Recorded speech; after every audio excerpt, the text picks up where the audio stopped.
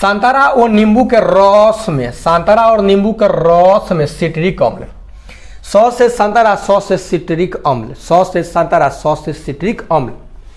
सेब, सेब में मैलिक अम्ल, सेब में मैलिक अम्ल।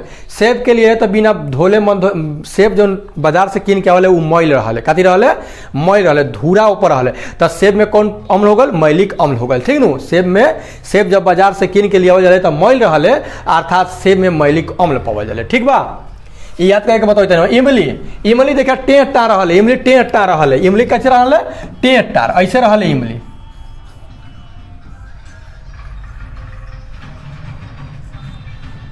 ऐसे इमली तोरा रहले, तो इमली जो ऐसे रहले टेंटा रहले, अर्थात टार्टरिक अम्ल। इमली में कौन अम्ल, टार्टरिक। इमली टेंटे रहले तो इमली में टार्टरिक अम्ल।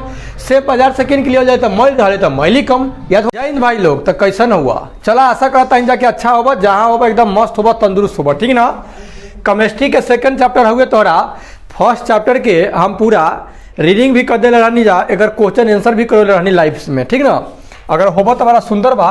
अब सेकंड चैप्टर तोहरा जो बा, सेकेंड चैप्टर एक नाम हुए अम्ल भस्म तथा लवण, अम्ल भस्म तथा लवण, एसिड बेस एंड साल्ट, ठीक नो। तो अम्ल भस्म और लवण एकदम शुरू से पढ़ा में के डिटेल जानम, कोनो झंझट के बात नहीं के, घबराए के बात नहीं के, अच्छा समझे की कोशिश करिए। पहले हमने के अम्ल और भस्म पर मोहर मारी तनी, ठीक। देखा सदियों से माने बहुत पहले से, ठीक ना।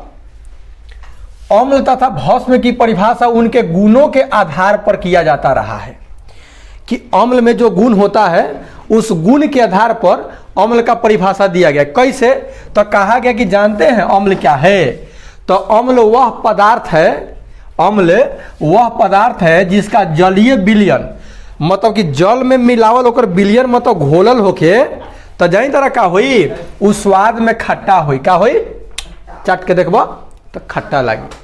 तो सदियों से अम्ल की परिभाषा का बा कि अम्ल वह पदार्थ है जेकर जलीय विलयन, मतलब जिसका जलीय विलयन स्वाद में क्या होता है, खट्टा होता है। दूसरा, धातु से अभिक्रिया करके हाइड्रोजन गैस मुक्त करता है। अगर मान लो कि वो अम्लवा में पहले क्या तो होगल कि लेकर चटबा तो खट्टा लगता बा, तो टाइम टाइम करे लगबा, कैसे इमली खाला तो टाइम टाइम करला, ठीक। ओकरा बाद अब ओमे कोनो मान ला कि कांटिए लेके डूबा, तरह कांटी, कील समझल, कील चाहे चाकू उकू जो भी, ओमे अगर डरित बना तो अभिक्रिया करके जाए तरह ओकरा से कौन गैस मुक्त करी, हाइड्रोजन गैस मुक्त करी। कौन गैस, हाइड्रोजन गैस मुक्त करी। तब तोरा से क्वेश्चन पूछ सकता है कैसे कि अम्ल के परिभाषा द। तो सदियों से जो परंपरा के दादा बाबू परदादा के युग से जो चलत अबई थी बात कि अम्ल वह पदार्थ है जेकर जलीय विलयन स्वाद में का होला, खट्टा होला, और ये धातु से अभिक्रिया जब करल तो हाइड्रोजन गैस एकरा में से निकलल ले, ठीक। तो क्वेश्चन तोरा के ई बात पूछी तो आराम से बता देबा कि अम्ल जल से अभिक्रिया करके क्या बनाता है, सॉरी अम्ल का जो जलीय विलयन जो होता है वो स्वाद में कैसा होता है, तो खट्टा। अम्ल का जलीय विलयन धातु से अभिक्रिया करके क्या बनाता है, तो हाइड्रोजन गैस मुक्त करता है, ठीक है। लगभग सभी खनिज अम्ल धातु से अभिक्रिया कर, लगभग सभी खनिज जो है अम्ल धातु से अभिक्रिया कर, सभी अम्ल धातु से अभिक्रिया कर हाइड्रोजन गैस मुक्त करता है। कौन सा गैस मुक्त करता है, हाइड्रोजन गैस मुक्त करता है। एसिड, अब हम लोग जानेंगे ये एसिड मतलब होता है अम्ल। एसिड को हिंदी में हम क्या कहेंगे, अम्ल कहेंगे। एसिड को हिंदी में क्या कहा जाएगा, अम्ल कहा जाएगा। तो ये अम्ल जो है, इस शब्द की उत्पत्ति कहाँ से हुई है, तो अम्ल शब्द की जो उत्पत्ति हुई है वो लैटिन, कौन शब्द से हुआ है, लैटिन शब्द के एसिडस, एसिडस, लैटिन शब्द के एसिडस से हुई है। जानते हैं इसका अर्थ क्या होता है, एसिडस का अर्थ होता है खट्टा, एसिडस का अर्थ क्या होता है, खट्टा। अब भस्म वह पदार्थ है, ये तो अम्ल हो गया, अम्ल क्या है, तो अम्ल वह पदार्थ है जिसका जलीय विलयन स्वाद में खट्टा होता है और धातु से अभिक्रिया करके हाइड्रोजन गैस मुक्त करता है। और यह जो अम्ल जो शब्द है जो है एसिडस से बना हुआ है, काथी से बना हुआ है, एसिडस। एसिडस यह एक लैटिन शब्द है, कैसा शब्द है, लैटिन शब्द है। एसिडस कैसा शब्द है, लैटिन, और इस लैटिन शब्द से मिल करके बना हुआ है एसिडस से, इसका अर्थ होता है खट्टा। ओके, अब हम लोग जानेंगे कि भस्म, कैसे जानेंगे, भस्म। तो भस्म क्या है, तो भस्म वह पदार्थ है जिसका जलीय विलयन जानते हैं इसका जलीय विजन क्या होगा, कड़वा होगा, एकदम कड़वाई लगेगा, एकरा के चखिएगा तो। भस्म में क्या है, तो भस्म वह पदार्थ है जिसका जलीय विलयन क्या होता है, स्वाद में कड़वा होता है, वो में खट्टा था में कड़वा है। आई अम्ल को उदासीन कर लवण बनाता है। अम्ल में अगर इसको मिला दीजिएगा भस्म को तो वो न्यूट्रल हो जाएगा, उदासीन हो जाएगा, कोई स्वाद उवाद नहीं आएगा उसका, ठीक है ना, कोनो रंग वंग भी नहीं होगा, ठीक है। तो आई होप इस बात को समझ गए होंगे, अम्ल और भस्म दोनों के बारे में समझ गए होंगे। अब देखिए कुछ अम्ल दूसरे अम्ल को की अपेक्षा तेजी से धातु को खुला करके हाइड्रोजन गैस मुक्त करता है। अब देखिए सब अम्ल तो नहीं, कुछ अम्ल ऐसन बा जौन का करले कि तेजी से धातु के घुला दे, बोले तुरंत घुला दी आ घुलाई तो ओकरा में से कौन गैस निकली, हाइड्रोजन गैस निकली। कौन गैस निकली, हाइड्रोजन गैस। जैसे लोहा कमरे के ताप पर जल से अभिक्रिया नहीं करता, सुन लीजिएगा, लोहा जौन होखले खाली कमरा के ताप, मतलब अभी जो टेम्परेचर बा तो अभी जो टेम्परेचर हुई कमरा के ताप कहल जाई, तो एकरा पर ठीक नु लोहा जो होखले जल से अभिक्रिया नहीं करले। एसिटिक अम्ल लोहा से धीमी गति से अभिक्रिया करता है। एक अम्ल है जिसका नाम है एसिटिक अम्ल। कौन अम्ल, एसिटिक अम्ल। ये जो एसिटिक अम्ल जो बा, ये एसिटिक अम्ल का करले, ये एसिटिक अम्ल ये क्या करे कि लोहा से धीमी गति से करले, जल कमरा के ताप पर जल से लोहा जल से अभिक्रिया नहीं करले, लेकिन अम्ल जो होकले ये क्या करले कि धीमी गति से अभिक्रिया करले, ठीक। COOH ई एसिटिक अम्ल का रासायनिक सूत्र बा, मतलब 2 बैलेंस करे लगल बा CH3COOH। CH3COOH जोन बा ई काची बा तोरा, ई बाटे तोरा एसिटिक अम्ल का रासायनिक सूत्र। ई एकरा से जब अभिक्रिया करावल जाए लोहा के, लोहा जब एकरा से अभिक्रिया करी तो का बनी, ई तोरा बनी CH3COOH whole twice Fe plus hydrogen gas का हुई एम सर निकली, ठीक। फिर अगर HCl के साथ फेरम का अभिक्रिया करावल जाए तो FeCl2 बनी और H2 गैस क्या होगी, मुक्त होगी, ठीक नो। मतलब एसिटिक जो अम्ल बा है, जो एसिटिक अम्ल बा CH3COOH जोन बा, एकरा के जब तू लोहा से अभिक्रिया करब तो तेजी से धीमे धीमे आस्ते आस्ते का करी अभिक्रिया करी आ का बनाई CH3COO होल ट्वाइस Fe बनाई और हाइड्रोजन गैस एकरा में से कथी हो निकली, हाइड्रोजन गैस क्या होगी निकली। लेकिन जब एक इहे अम्लवा के अगर मान लो कि तू एकरा के अगर HCl से अभिक्रिया करो तरफ फेरम के लोहा के, तो HCl से अभिक्रिया करेबा तो FeCl2 बनी और हाइड्रोजन गैस मुक्त हो जाए। तेजी से अभिक्रिया होई आई धीरे धीरे हुई, ठीक नो, ये तेजी से वो धीरे धीरे, ओके। अब देखिए प्रारंभ में इस प्रयोग से प्रबल अम्ल तथा दुर्बल अम्ल में भेद बताया गया है, ठीक है ना, बताया जा सका शुरू में कि प्रबल अम्ल बा दुर्बल अम्ल बा। यहाँ एक चित्र आपको दिखाई दे रहा होगा, इस चित्र में ये जल है, ये क्या है, जल भरा हुआ है और उसके अंदर छोटा छोटा लोहा के बुरादा लेकर के रखा हुआ है। तो ये अभिक्रिया यहाँ करेगा उड़ेगा नहीं। यहाँ एसिटिक अम्ल को रखा गया है इसमें और ये फेरम को रखा गया है, इसमें देखिए बुलबुला बन रहा है। फिर इसमें देखिए HCl है और Fe रखा हुआ है, इसमें भी बुलबुला देख रहे हैं कि तेजी से बन रहा है। जरा ध्यान दीजिए, इसमें कोई बुलबुला आपको दिखाई नहीं दे रहा है, इसमें बुलबुला कम दिखाई दे रहा है, लेकिन इसमें बुलबुला देखिए कितना ज़्यादा दिखाई दे रहा है, ज़्यादा मात्रा में दिखाई दे रहा है, ठीक बा। ये जौन तोरा गैस निकलत बा, एक गैस के नाम का बा, हाइड्रोजन गैस बा। तो ये में देखा, ये में तो पत्ते नहीं हवा निकलते नहीं हवा, ये में निकलत हवा तो कम बेग से है, में लगता बुल करके मार खाली खजाना निकल रही, देख लो। तो अर्थात HCl जौन हुई एक मतलब पावरफुल हुई, तब तो जल्दी अभिक्रिया कर लग रहा है, हाइड्रोजन गैस निकलने का बेग यहाँ तुल लेबा, ठीक बा। हम अम्ल तथा भस्म के आयनिक वितरण, अम्ल तथा भस्म के आयनिक विवरण, अम्ल और भस्म का आयन के आधार पर इसका विवरण जानेंगे। देखिए सभी अम्ल, भस्म तथा लवण के जलीय जो विलयन होता है ना, वो विद्युत का क्या करता है, संचालन करता है। याद रखिएगा, अम्ल जो होगा चाहे भस्म होगा लवण होगा, अगर जल में इसको घोल दे रहे हैं और ओकरा से विद्युत धारा प्रवाहित कर रहे हैं तो आराम से उससे विद्युत धारा प्रवाहित आपका हो जाएगा। मतलब सभी अम्ल भस्म तथा लवण जो होता है वो विद्युत का क्या होता है, संचालन करता है, जिन्हें हम विद्युत अपघट्य कहते हैं। अब उसको हम क्या कहेंगे, विद्युत अपघट्य कहेंगे। जैसे देखिए मान लीजिए कि ये कोई मतलब कि प्रखनली हो गया, ठीक। इस प्रखनली में जो है H2O H2O, HCl और H2O हाइड्रोक्लोरिक अम्ल हो गया, कथी हो गया, जल हो गया। ठीक, ये दोनों को मिला के इसमें अगर डाल देंगे, इस दोनों को मिला के, तो इसका नाम हो जाएगा, जानते हैं क्या नाम हो जाएगा, विद्युत अपघट्य हो जाएगा। इलेक्ट्रोलाइट इसको बोलेंगे, क्या बोलेंगे, इलेक्ट्रोलाइट, विद्युत अपघट्य बोलेंगे। ठीक, जैसे हाइड्रोक्लोरिक अम्ल HCl, sodium hydroxide, sodium chloride, ये हाइड्रोक्लोरिक अम्ल हो गया। सोडियम हाइड्रोक्साइड NaOH भस्म हो गया, और NaCl सोडियम क्लोराइड ये जो हो गया आपका क्या हो गया, ये आपका हो गया लवण। NaCl लवण हो गया, HCl अम्ल हो गया, NaOH सोडियम हाइड्रोक्साइड क्या हो गया, ये भस्म हो गया। ये अम्ल है, ये भस्म है, और ये लवण है। ये सब जो है विद्युत अपघट्य है। क्या चाहिए, विद्युत अपघट्य है।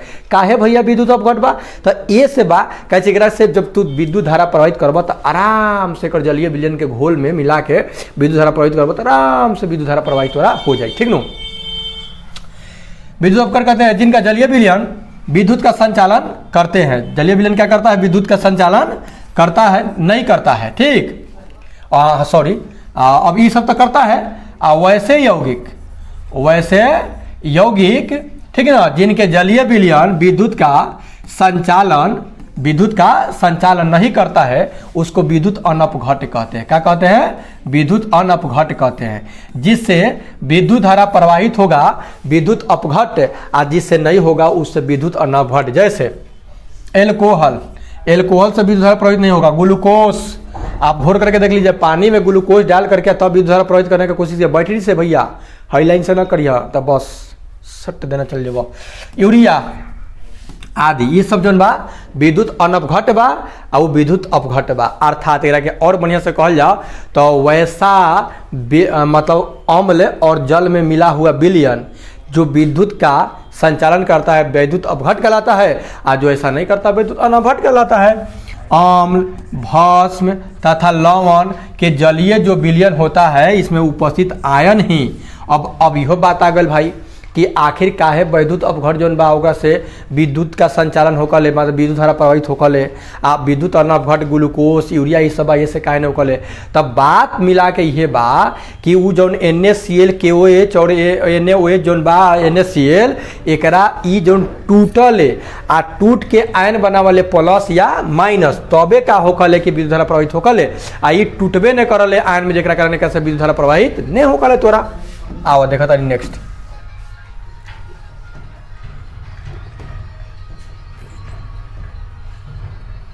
तो देखा एक प्रयोग करे के बाद कि एक बीकर में क्या करे बा, तनु HCl, तनु मतलब पतला मतलब गाढ़ा ने, तनु HCl के विलयन ले के बाद आ इसमें धातु के 2 गो इलेक्ट्रोड डाले बा। देखा हाई जौन तोरा दिखाई देत होई, हाई तू जौन देखत होगा एकरा के कहल जाई इलेक्ट्रोड। एकरा का कहल जाई, इलेक्ट्रोड कहल जाई। एकरा के का कहल जाई हो, हाई जौन खम्भा 2 गो दिखाई देत हवा एकर नाम बा इलेक्ट्रोड। ठीक ना, ये 2 गो इलेक्ट्रोड, एकरा अंदरवा काथी बा, जलीय विलयन बा, काथी के HCl के। हाई जौन बा अंदर ये सब HCl के जलीय विलयन ले लेवल बा। चित्रानुसार सर्किट भी सजा लेवल बा। देखा सर्किट सजा लेवल बा, आ धारा प्रवाहित करे। यहाँ से कुंजी बा, बंद कर दो, आ बंद करे के बाद धारा प्रवाहित करे के बा। ठीक ना, होने एगो बैटरी बा अलग, HCl के घोल बा। ई कथी के जांच करता नहीं हमने के जौन बतिया पढ़ने कि अम्ल जौन होखले वो विद्युत धारा के संचालन करले। अम्ल से होकर विद्युत धारा का संचालन होखले कब, खाली अम्ल से ने, जल में जब घुल रही तब। सर्किट जोड़ दिया बा। देखा बिजली की धारा प्रवाहित करते ही बल्ब जलने लगता है। जैसे इनमें बिजली की धारा प्रवाहित होगी तो एक बल्ब भाई से क्या हो जाए, जल जाए। बल्ब का हो जाए, जल जाए।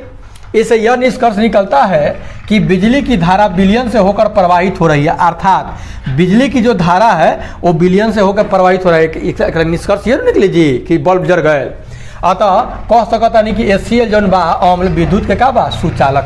अब देखा एंगति H2SO4 हाई मतलब सल्फ्यूरिक अम्ल, जरा के बैटरी कम कहा जाए, अम्लों का रज्जा, किंग ऑफ एसिड। कि जलीय विलयन भी विद्युत का संचालन करता है। अगर HCl के जगह पर यहाँ H2SO4 डलता तब वो होइत, KOH डलता तब वो होइत, नीमक लेके डलता तब वो थोड़ा विद्युत धारा प्रवाहित होइत, bulb जलित। NaOH CaOH whole twice आदि के जलीय विलयन में भी विद्युत की धारा प्रवाहित होती है, क्योंकि NaOH CaOH2 आदि भी जल में घुल करके आयन प्रदान करता है।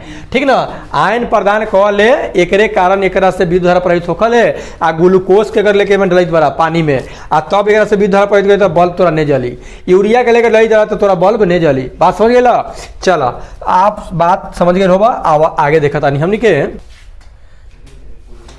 उहे बात अगर तू ग्लूकोज तथा एल्कोहल के जलीय विलयन में अगर कहत रहा तेरा से विद्युत धारा प्रवाहित ने होई, क्योंकि ये जल में घुल करके क्या करले आयन प्रदान नहीं करते हैं, एकरा से आयन प्रदान होता ही नहीं है। ठीक ना, जल द्वारा विद्युत अपघटन का आयनों में विघटन होने की क्रिया को आयनन कहते हैं। अब देखिए, जल द्वारा विद्युत अपघट का, जल में जब विद्युत अपघट के NaOH KCl HCl जोन बा एकरा के जब वो में डालल जाले तो जोन अपघटित हो जाले नु, अपघटित यानी अपघटन जोन हो गले ओकर क्रिया के कहल जाले आयनन। ओकरा का कहम?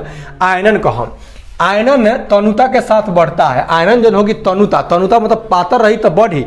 ठीक नु, जितना विलयन जितना तनु होगा आयनन की मात्रा उतनी ही अधिक होगी। ठीक, अब देखो अम्ल हमेशा अम्लीय नहीं होते। ओह, अब ई तू पूर्ण रूप से इनने बात कह सकता है कि अभी बोलिए कि अम्ल का जलीय विलयन स्वाद में खट्टा होता है, लेकिन अम्ल हमेशा अम्लीय ही नहीं होता है। अब कुछ अम्लों के आयनन पर भी विचार कर रहे हैं कि विशुद्ध एसिटिक अम्ल जो होकले इसका सूचक पर कोई प्रभाव नहीं पड़ता है। अब हमने के जान सूचक का होकले, सूचक मतलब इंडिकेटर। ठीक ना, ये इंडिकेटर जो होकले जो कि अम्ल भस्म के पता लगावले। ठीक नु, जो कि आगे हमने के जस्ट पढ़वे करम।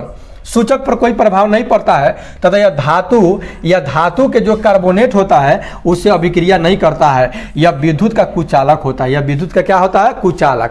अब कब? तो आगे पढ़ता नहीं तब। परंतु एसिटिक अम्ल का जलीय विलयन अम्ल के सभी गुणों को प्रदर्शित करता है। इसी प्रकार शुद्ध एवं शुष्क HCl गैस जल की अनुपस्थिति में अम्ल के गुणों को प्रदर्शित नहीं करेगा। सुन लीजिए, अगर खाली आप ये जो आप डिब्बा देखे थे उस डिब्बा में अगर आप खाली जल लेके डाल दे, खाली HCl लेके डाल दे, आप विद्युत धारा प्रवाहित कीजिएगा तब विद्युत धारा प्रवाहित नहीं होगा, अर्थात बल्ब नहीं जलता।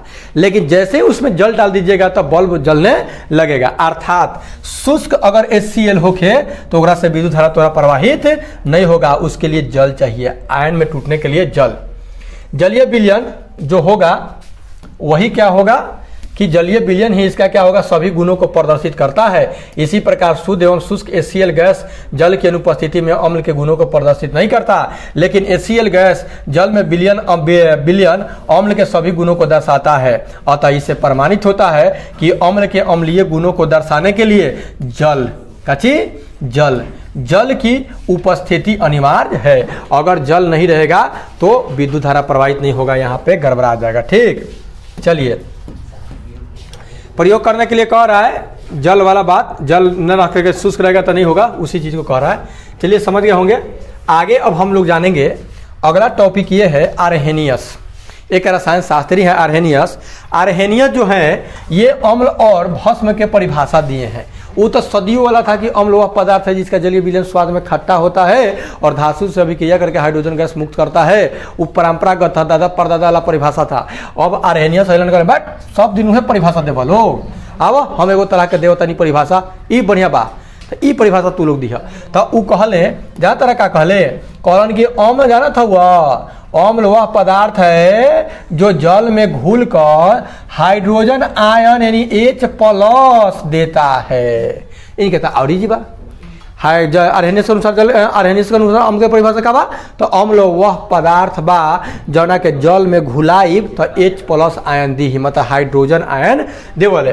जैसे HCl अम्ल हो गल, H2SO4, HNO3, CH3COH आदि ये सब का हुए अम्ल, क्योंकि ये जल में हाइड्रोजन आयन H+ देता है। देखिए HCl में जब जल मिलाइएगा तो H+Cl- हो जाएगा, तो आयन दिया कि नहीं दिया, H+ दिया कि नहीं। HNO3 में जब जल मिलाएंगे तो H+ और फिर NO3-। H2SO4 में H2O जब मिलाएंगे मैंने जल तो 2H+2SO4 SO4 2 माइनस, ये सब जितना बा इस सब में अगर जल मिलावल जाओ तो ये क्या हो जाए, अम्ल हो जाए। का हो जाए, अम्ल, मतलब कि आयन में ई बदली, आयन ई दी, ठीक नु, समझ गए। याद रहे, कह रहे हैं कि देख भैया याद रखना कि जलीय विलयन में H प्लस आयन स्वतंत्र रूप से विद्यमान नहीं होता है, फ्री रूप से विद्यमान नहीं होता है। H प्लस आयन जल H2O के अणु से जुड़कर H3O प्लस यानी हाइड्रोनियम आयन बनाता है, हाइड्रोनियम आयन बनाता है, वो H फ्री नहीं रहता है, हाइड्रोनियम आयन बनाता है, ठीक। जैसे H प्लस H2O तो H3O प्लस बना देगा, ठीक। देखिए H प्लस है मतलब प्रोटॉन, ये जल के हो गया H2O, 2 2 4 2 6 को इलेक्ट्रॉन बिंदु है जो कि हम लोग बाद में जाके पढ़ेंगे। ये हाइड्रोनियम आयन बनाया है, 2 2 4 2 6 2 8 को इस तरह से बनाता है, ठीक है। अब देखिए इनके अनुसार भस्म की परिभाषा क्या है। अम्ल की तो परिभाषा दे दिए कि अम्ल वह पदार्थ है जो जल में घुलकर हाइड्रोजन आयन देता है। अब भस्म में कहें कि भस्म वह पदार्थ है, भस्म वह पदार्थ है जो जल में घुलकर हाइड्रा ऑक्साइड आयन देता है। ये में देखिए OH माइनस, भस्म में OH माइनस और ओकरा में H प्लस देता है, ठीक ना। जैसे NaOH भस्म बा, KOH भस्म बा, तो NaOH KOH NH4OH CaOH whole twice आदि ये सब भस्म बा, क्योंकि एक जलीय विलयन जन होकर ना हाइड्रा ऑक्साइड यानी OH माइनस देवल है, ठीक। ये सब देखा इस सब के जल में घुलबा तो OH minus OH minus OH minus OH minus दी, ठीक। तो अम्ल के परिभाषा, भस्म के परिभाषा आर्हेनियस के अनुसार समझ गए हो जा। अब हमने के जान जल में बिले मतलब जल में घुलल, जल में बिले भस्म को क्षार कहते हैं। अब देखो हई KOH बा, KOH के जब जल में मिला देबा, KOH के जब जल में मिला देबा चाहे NaOH के जल में जब मिला देबा तो जानी तोरा उ काथी बनी, तो उ बनी उ क्षार ओकरा कहम। अब काथी कहम, क्षार कहम। अब ओकर नाम बदल जाई, KOH के भस्म के जब जल में मिला देम तब ओकर नाम काथी हो जाई, क्षार हो जाई। अब देखो सबसे इंपॉर्टेंट अलवा उदासीनीकरण का बा। अम्ल तथा भस्म की अभिक्रिया के फलस्वरूप लवण तथा जल बनता है, अम्ल के और भस्म के। जैसे मान ला कि HCl अम्ल तोरा हो गए, एकरा में मिला द तू NaOH सोडियम हाइड्रोक्साइड के मिला द, NaOH के जब मिला देबा ना तो काथी बनी, NaOH और HCl के जब मिलेबा तो तोरा बनी NaCl और H2O बनी। का बनी, NaCl और H2O। तो NaCl है तो तोरा जो दिखाई दे H2O बन जाए, NaCl और H2O बनी, ठीक। जब अम्ल की अभिक्रिया भस्म के साथ कराई जाती है तो लवण और जल बनता है और यह क्रिया उदासीनीकरण अभिक्रिया कहलाती है। पिछले चैप्टर में हम आपको यह उदासीनीकरण अभिक्रिया क्या है बता दिए हैं। देखिए NaOH प्लस HCl तो NaCl बना यानी जल, लवण, NaCl मतलब लवण, नीमक। सुनो तरह ये Na plus OH minus H plus Cl minus सब टूट जाता है, टूट करके तब NaCl और H2O देता है। इसमें धन आवेशित Na प्लस मतलब सोडियम आयन अम्ल की ऋण आवेशित Cl माइनस आयन से जुड़ करके क्या करता है, NaCl बनाता है। मतलब कि Na प्लस और Cl माइनस ये मिलता है तो Na प्लस और Cl माइनस बनता है, जिसको साधारणतः हम NaCl ही लिखते हैं। ओके ओके ओके, समझ गए होंगे, ठीक है। धन H प्लस और OH आयन जुड़ करके H2O बनाता है। H प्लस और OH माइनस जब मिलता है तो क्या बनाता है, H2O। चूंकि विलयन में H प्लस और OH माइनस आयन नहीं पाए जाते हैं, अतः विलयन न अम्लीय होता है और ना ही क्षारीय होता है, न अम्लीय ना क्षारीय, था तो उदासीन होता है। क्षारीय ना ही अम्लीय होता है ना ही क्षारीय, बल्कि क्या होता है, उदासीन होता है। ऐसी अभिक्रिया को उदासीनीकरण अभिक्रिया कहते हैं। जब अम्ल की अभिक्रिया भस्म के साथ कराई जाती है तो लवण और जल बनता है और यह क्रिया उदासीनीकरण अभिक्रिया कहलाती है। अब अम्ल भस्म के गुण जानम हमने के, तो पहिलका तो जानिए गए कि अम्ल स्वाद में ख से खट्टा, ह से होता है। अम्ल स्वाद में खट्टा होता है, अम्ल स्वाद में कैसा होता है, खट्टा होता है। देखिए सिट्रस फल, जितना भी सिट्रस फल मतलब है जैसे नींबू सिट्रस फल हो गया, संतरा हो गया, कच्चा अंगूर, कच्चा आम, इस सब में सिट्रिक अम्ल पाया जाता है। कथी पाया जाता है? सिट्रिक अम्ल पाया जाता है, विद्यमान रहता है, जिसका स्वाद क्या होता है? खट्टा होता है। जिसका स्वाद क्या होता है? खट्टा होता है। सिरका 6 से 8% एसिटिक अम्ल का सिरका कहा जाता है, ठीक ना। इस सिरका मतलब कि अचार के रूप में इसका व्यवहार किया जाता है, भी स्वाद में खट्टा होता है। सिरका अचार बनाने में रक्षक के रूप में इसका उपयोग किया जाता है। किसका? सिरका का। 6 से 8% एसिटिक अम्ल को सिरका कहते हैं, ठीक ना। भस्म स्वाद में कड़वा होता है, भस्म कड़वा ही लगता है, ठीक ना। और वो क्या लगता है? खट्टा लगता है अम्ल, ठीक ना। कुछ प्राकृतिक पदार्थों में पाए जाने अम्ल दिया गया है कि कुछ प्राकृतिक पदार्थ है जिसमें अम्ल, कौन कौन सा अम्ल मौजूद रहता है, वो सब चीज। ये तो तनी जिसको भी देखते हैं फटाफट कौन में कथी अम्ल रहा। देखो संतरा और नींबू के रस में, संतरा और नींबू के रस में सिट्रिक अम्ल, 100 से संतरा 100 से सिट्रिक अम्ल, 100 से संतरा 100 से सिट्रिक अम्ल।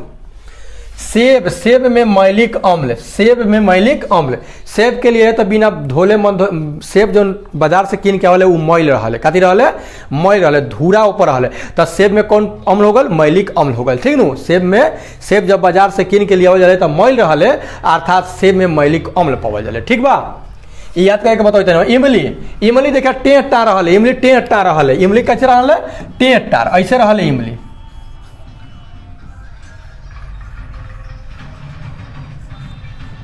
ऐसे इमली तोरा रहा, तो इमली जो ऐसे रहा टेंटा रहा, अर्थात टार्टरिक अम्ल। इमली में कौन अम्ल? टार्टरिक। इमली टेंटे रहा तो इमली में टार्टरिक अम्ल। सेब बाजार से कीन के लिए जाए तो मैल रहा तो मैलिक अम्ल। याद हो गल बा। अगला तोरा बा सिरका। कथी बा?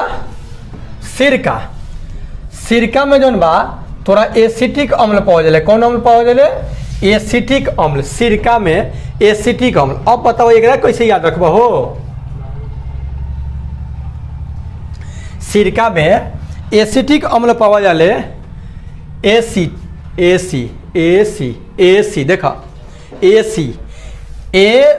एसिटिक अम्ल। सी से सिरका में एसिटिक अम्ल, सी से सिरका में एसिटिक अम्ल, सी से सी से सिरका में एसिटिक अम्ल, सिरका में एसिटिक अम्ल। याद हो गया बा। दही में लैक्टिक अम्ल। दही में कौन अम्ल? लैक्टिक अम्ल। एक कैसे याद करबा? दही में लैक्टिक अम्ल बा, तैयार क्या करबो? दही में लैक्टिक अम्ल बा। अब देखो दही के चिवड़ा में मिला के एकदम लपेट के खइबा, दही के चिवड़ा में लपेट के खइबा तो दही में लैक्टिक अम्ल, माने लपेट के खइबा तो लैक्टिक अम्ल, ठीक नो। दही में कौन अम्ल? लैक्टिक अम्ल तोरा हो गए। टमाटर में ऑक्जेलिक अम्ल। टमाटर में कौन अम्ल? ऑक्जेलिक अम्ल, ठीक नु। अब देखो, अब टमाटर में ऑक्जेलिक अम्ल बा तो एकरा के कैसे याद रखबा हो? ऑक्जेलिक अम्ल बा, सुनो एकरा के रहे तो टमाटर में ऑक्जेलिक अम्ल याद रखला। आमाशय रस में हाइड्रोक्लोरिक अम्ल। आमाशय रस में मतलब हमनी के पेट में जो भोजन के पचावल है वो हाइड्रोक्लोरिक अम्ल रहा। कौन अम्ल रहा? हाइड्रोक्लोरिक अम्ल। तो आमाशय रस में मैंने गैस्ट्रिक जूस में कौन अम्ल था? हाइड्रोक्लोरिक अम्ल। तू सेट करके बताइए। चाय में टैनिक अम्ल। देख भैया चाय पीबे तो टॉनिक लेखन काम ना करता हूँ, ये सब टैनिक अम्ल रहा। चाय पीले से टॉनिक लेखन काम नहीं करी, चाय में टैनिक अम्ल, ठीक। विटामिन सी में एस्कॉर्बिक अम्ल। लेकिन बढ़िया से याद कर जाना, विटामिन सी में एस्कॉर्बिक अम्ल। ये विटामिन सी में कौन? एस्कॉर्बिक अम्ल। और लाल चींटी के डंक में फार्मिक अम्ल। लाल चींटी के डंक में कथी? फार्मिक अम्ल पाओल जाए, ठीक बा। और तू लोग बनैया तू अपना से। विषैले तथा तीव्र नाशक अम्ल। अब हम नेक्स्ट क्लास में तोरा के विषैले और तीव्र नाशक अम्ल के बारे में पढ़म कि बहुत जो अम्ल बा वो तीव्र नाशक में मतलब कि जब पड़ी तोरा त्वचा पर जलन होके लगी, जल जाए तो ओकरा बारे में पढ़म। तो मेरा नेक्स्ट वीडियो तो take care, good bye, okay.